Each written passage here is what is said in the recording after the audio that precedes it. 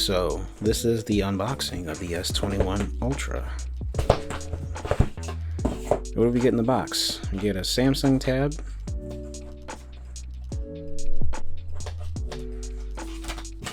alright, then we get the phone,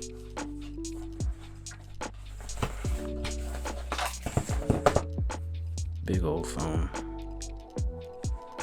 Look at this guy. Big old Phantom Black. Let me do this.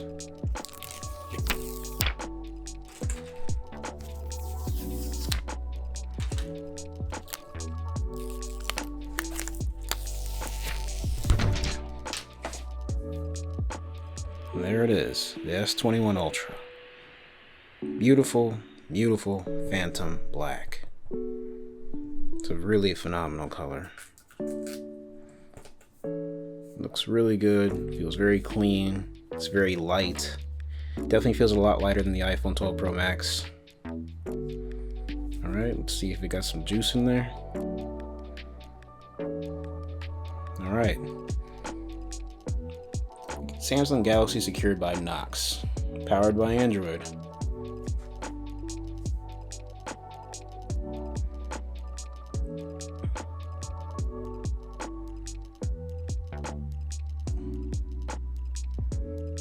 So one thing I didn't like about Android devices is that they are bound by carriers, which is annoying as hell. So I'm gonna get into the initialization of this phone. It gives me 53% out of the box. So I'm gonna go ahead and set this up and I'll get back to y'all in a little bit. What's up, you guys? It's me from Tameen Tech here, back with another video for you guys. Today we're gonna be talking about two phones and we're gonna be comparing them with each other and letting you know which one that I am going to keep. And this is going to be a very simple spoiler. I'm going to be keeping the iPhone 12 Pro Max, and there's a couple reasons why. But the S21 Ultra, which is the phone I'm comparing it with, is absolutely no slouch. It's a phenomenal phone, and I really enjoyed using it for the past 3 days basically. And there's a couple reasons why I can't keep it, and they're very subjective reasons, as per most of the time, because smartphones are very subjective things and we all have our personal preferences to why we keep and use the devices that we use. So I'm going to be comparing the displays, the design, the battery life, the software, and the overall user experience, and of course the cameras, which is one of the reasons why, one of the top 3 reasons why I won't be keeping the S21 Ultra. But I digress. Let's get started, shall we? Alright, so the design of the S21 Ultra is very nice. You get a nice 6.8-inch tall AMOLED display with 120 Hz variable refresh rate, meaning that it can go from 1 Hz to 120 Hz depending on your usage. So if you're reading a text online, the phone will go down to 1 Hz, and once you start scrolling, it'll kick back up to 120 Hz. And does this take effect into battery life? Yes, it does, but we'll talk about that in a second. The display is very vibrant, it's colorful. You do have the option to go into a color profile where you can pick vivid or natural. My preference would be vivid because the colors just pop, and it looks really good compared to the dull colors or more accurate colors of the iPhone 12 Pro Max. So the display is very fluid. It's very nice scrolling through the display and scrolling through social media and all that stuff.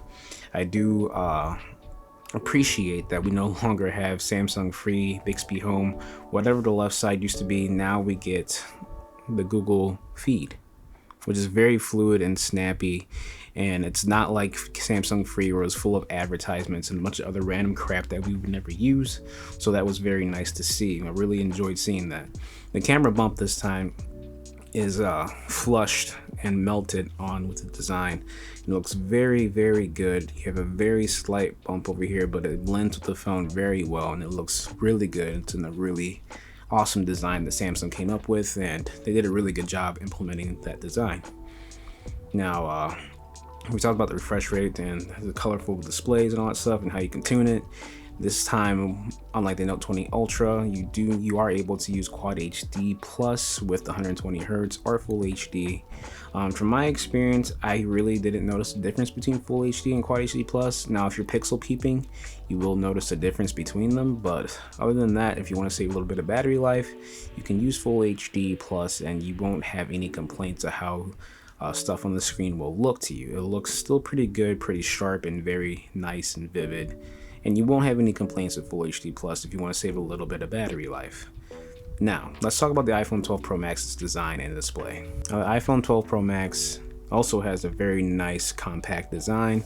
This time they brought back the nice squared off stainless steel sides, and they are very they pick up stains a lot. Like, they can get dirty and smudgy pretty quickly, but the stainless steels are appreciated because on my Speaking Tough Armor case, I do have flat sides on there, and I'm actually able to sit the phone on its side without it falling over, which is really nice. Even though the other non-MagSafe Speaking case does, sorry, I did that because I have a tooth extraction. I was just messing with my jawline. Anyway, back to this.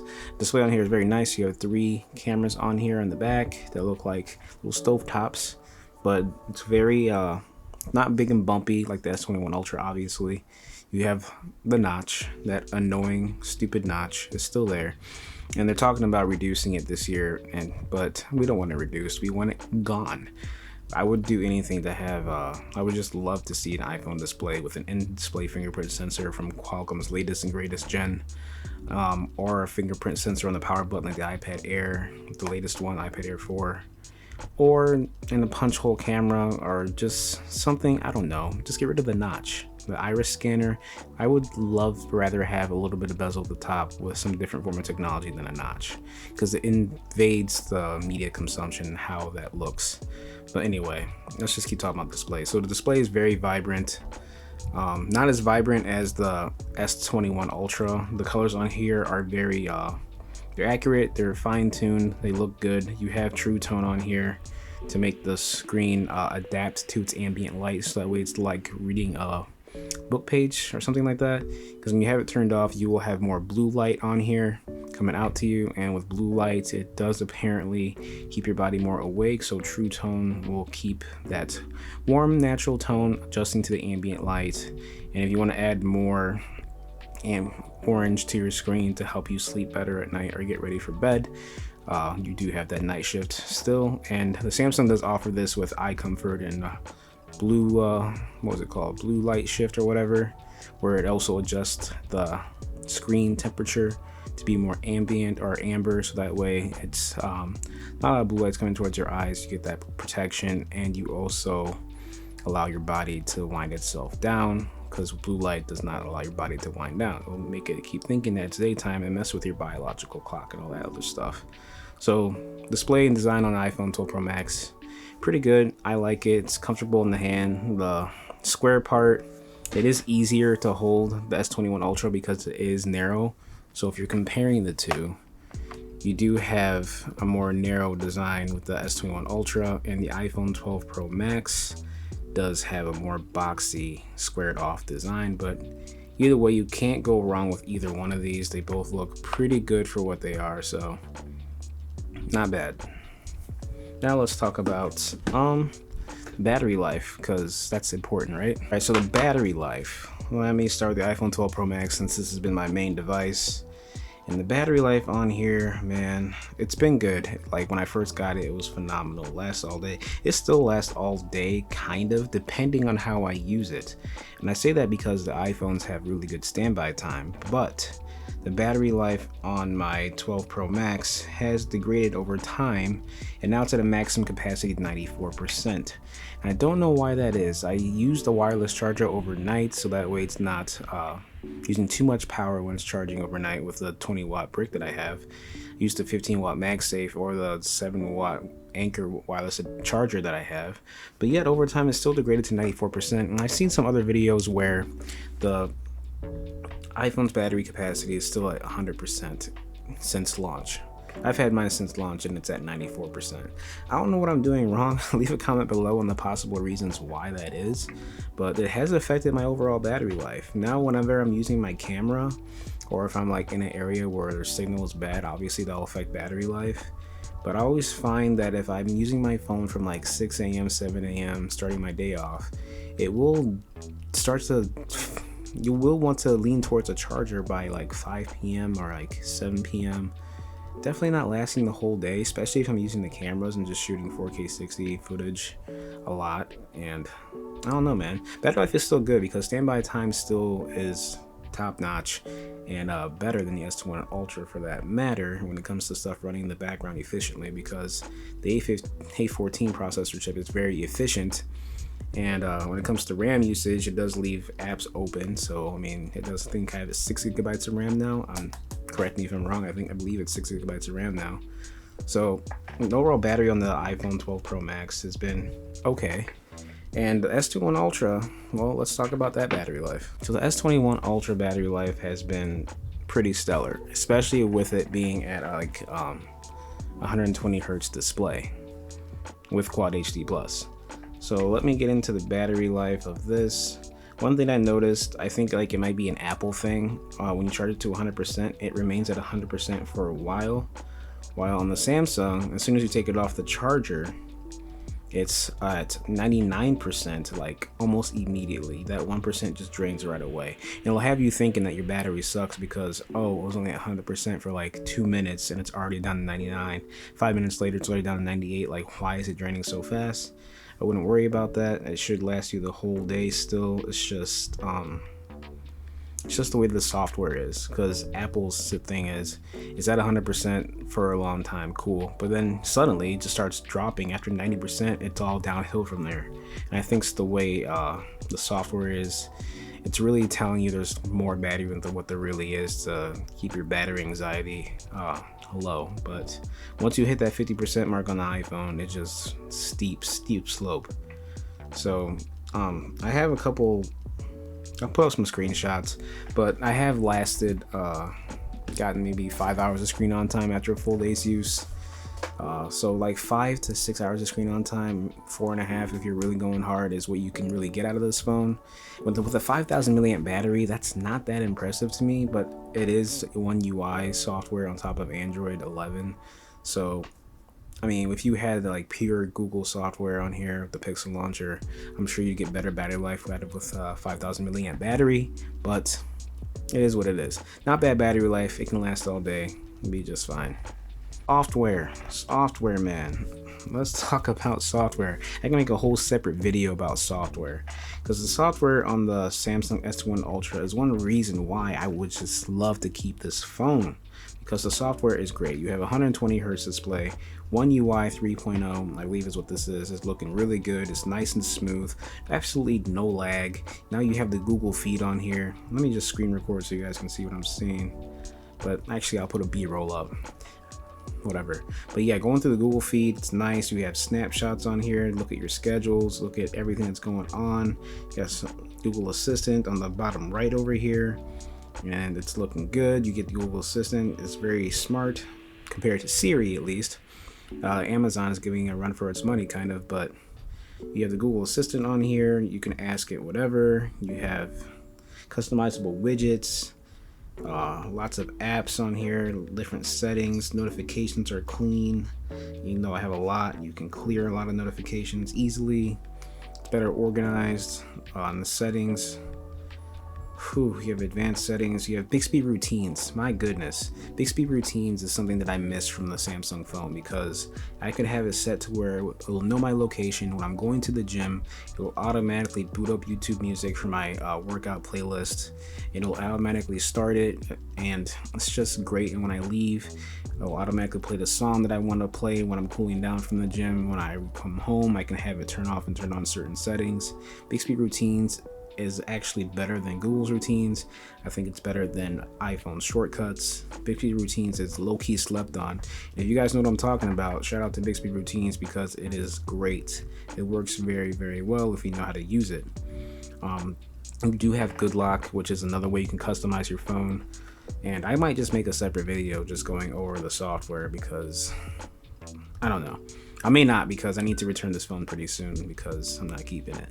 We'll see. Leave a comment below if you want to see a video about good lock. And better leave that comment soon because I'm not holding on to this much longer. But yeah, software on here is really good. The iPhone software, well, it's getting better. I am on iOS 15 right now, and I don't see much difference between iOS 14.7, to be honest, besides a couple of like things with Safari and the main apps, but other third-party apps still look the same to me. So you do have your widgets on the side over here. You can customize them, change them to different sizes and whatnot. So let's see, if I want to customize, let's go over here. But yeah, you can customize widgets. You do have an app library now, which is almost kind of like Android, but you gotta swipe all the way to the right just to get to it instead of swiping up. So that's kind of tedious, but it does organize everything for you from social to entertainment. Siri suggestions when you scroll down is actually very helpful because it does go to the apps and things that I do want to use. So it's very nice. It'll know my location, and based on consistent behavior in the location, it'll suggest what to do, such as send a text to a friend or open up a music player, because in this location, that's what you usually use. And there's not a lot of stuff on here. The widgets are cool. Yeah, I mean, the software on the iOS, it is locked down, but it does a good job of like staying smooth and consistent, especially for like having a 60 hertz display. It's still very smooth, buttery smooth for 60 hertz, and 60 hertz on Android will never look that good. So now that we talked about software, battery life, hardware, design, and all that stuff, let's talk about the cameras, because that's one of the reasons why I can't keep the S21 Ultra. It's because of the cameras. And while I'm talking about it, let me just get that out the way. The reason why I can't keep the S21 Ultra, number one, the image processing of Samsung, so we'll get into that in the photo part, and the Find My, and just like the seamlessness of connecting with friends and family. And I know, there's other ways to communicate with friends and family with like Facebook Messenger, we have Snapchat, we have Instagram, we have WhatsApp, we have Telegram, we have Signal. I know, but the experience of communicating with friends and family through iMessage and FaceTime is still unbeatable, and having to do that on other apps and all that stuff, it just makes it a little tedious, and having people download different apps to communicate, it's a little annoying. And the Apple Watch obviously is another reason, because there's no other smartwatch out there that can match it. But with the Galaxy Watch 4 and Google and Samsung teaming up, there might be something out there. Pixel 6 Pro coming out, might be something out there that's a true contender, because I like Google's image processing a lot better, especially after looking at old photos of Pixel 5 compared to the Note 20 Ultra and the S21 Ultra. Pixel 5 still has better image processing to me, compared to those phones at least. So yeah, those are the reasons why with Find My, if I want to find a family or a friend and I don't know where they are, so I'm answering their phone, at least I have that comfort of knowing where they are with the Find My app, and it's syncing with all my other Apple devices. So just like making life a little easier is why I keep the iPhone, because of its integration with everything around me and with stuff that I use and friends and family. So now that's out the way, let's talk about these cameras. So the iPhone 12 Pro Max has a main lens, a wide angle lens, and a telephoto lens. And these lenses are pretty good for that matter. I'll put some specs on the screen on what they are. And they take phenomenal pictures. To me, the image processing on the iPhone 12 Pro Max is better than the S21 Ultra. Not by a lot, doesn't kick its ass out of the park, but it is enough to where I think it's better at doing what it needs to do. Sorry, I was looking at my cat. He's sleeping ever so peacefully. But yeah, the image processing on here is better. For some reason, the Samsung phone does pull out more natural looking shots, which is weird to me, because usually it was the other way around. The iPhone will have more natural shots while the Samsung's oversaturated. And we'll look at some samples together here. I'll have a couple of video and photo samples to show you an example with indoor lighting, outdoor lighting, and low light stuff. But the iPhone 12 Pro Max is better in video for sure, but they do go hand in hand with selfies and regular photos and stuff like that. The only thing I just can't stand is the over sharpening of Samsung. It may have sometimes beat the iPhone in stills when it comes to color representation and maybe sometimes detail, because I noticed with the main lens on the iPhone 12 Pro Max and the S21 Ultra, is that the main lens on the S21 Ultra can get closer than the main lens of the iPhone 12 Pro Max when it comes to taking pictures of like food or something like that. The iPhone 12 Pro Max can't get that close, while the S21 Ultra can get pretty close to that subject without using its focus enhancer. So let me just stop talking, pull up some image samples, video samples, and we can talk in the comments below on what you think is better between these two devices. Here the phones are side by side, 4K 60, and the dynamic range on the S21 Ultra is a little better, but it's also cropped in, so it's 9:16 aspect ratio compared to the 4:3. And let's see the dynamic range. No, it's better on the iPhone. And now I'm even going out again. So 4K 60, stabilization, of course. Gotta walk around, and it's me walking around with the phones in my backyard looking like a fool. Which do you think is better? 4K 30, you can switch between the lenses, so which phone has a better, smoother transition between lenses?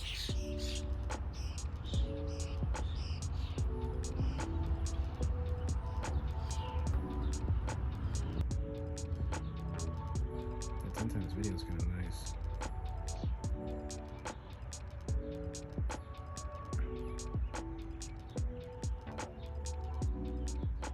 Very nice 10 times video, actually. Very clean.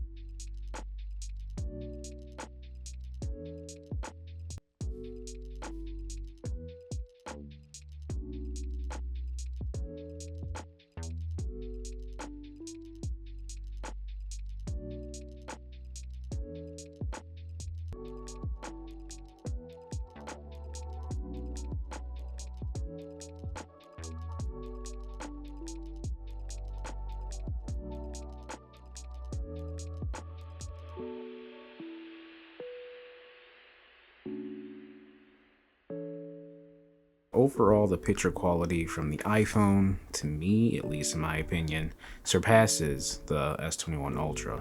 Although they almost go neck and neck when it comes to photos. If you notice, like me, the over sharpening, then that might be a deal breaker for you. Video wise, the S21 Ultra in daylight and with a good amount of lighting looks good, but it's still over sharpened to my liking. And the iPhone looks good. There are times. The only advantage I think the S21 Ultra has over the iPhone 12 Pro Max when it comes to video is that the flickering in HDR is terrible on the iPhone. Absolutely terrible. I have a video where I initially was recording on the iPhone talking about the S21 Ultra, and in that video there was terrible HDR flickering. The white balance was constantly shifting. It was horrible. I mean, it had great detail, but the HDR flickering was absolute garbage, and I really couldn't use that footage.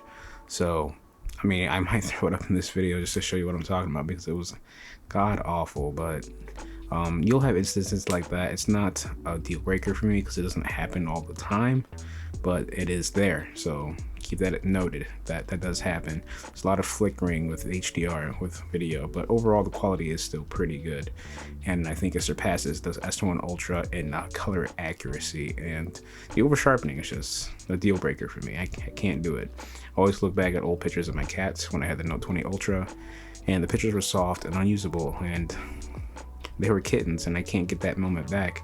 So it sucked. And the Pixel 5 did okay, but I wanted to get back to a phone where I can rely on nice sharp images and video of my cats as they grow up. So that's kind of important to me as well. So that was another reason why I couldn't do it. Devices, I do use them for different reasons, just to keep everything simple and everything integrated in its own way. There are ways you can integrate Apple devices with Windows and Android and vice versa. So there are ways you can get around with some things. So there's that. Also, basically my conclusion is S21 Ultra is still a phenomenal phone. If it wasn't for having family and friends on iMessage and Find My and FaceTiming my dad overseas, and integration with the Apple Watch and the Apple TV and all this other stuff, I would keep the S21 Ultra. But it's mainly because of the camera though, and the image processing. That's the #1 reason. Then the other things kind of follow suit. So if you're not having these things like me, where you got a lot of family on your iMessaging and FaceTime, or you don't care that much about the sharpening of the photos, you just are satisfied with what you get from the S21 Ultra. It still takes great pictures. It's just I'm really picky when it comes to photography and video, so I really do prefer the iPhone when it comes to that image processing. Google's Pixel 6 Pro is the only really Android device that I'm looking forward to when it comes to image processing, because Google's really good at that, but they just had really old hardware. And with the new hardware on the way, it might be finally the phone that helps me jump ship and jump back into the Google ecosystem. So we'll see what happens. So that's it for me, man. If you like this video, hit that like button, subscribe, hit that bell icon, stay tuned for more from me, and until the next time, peace.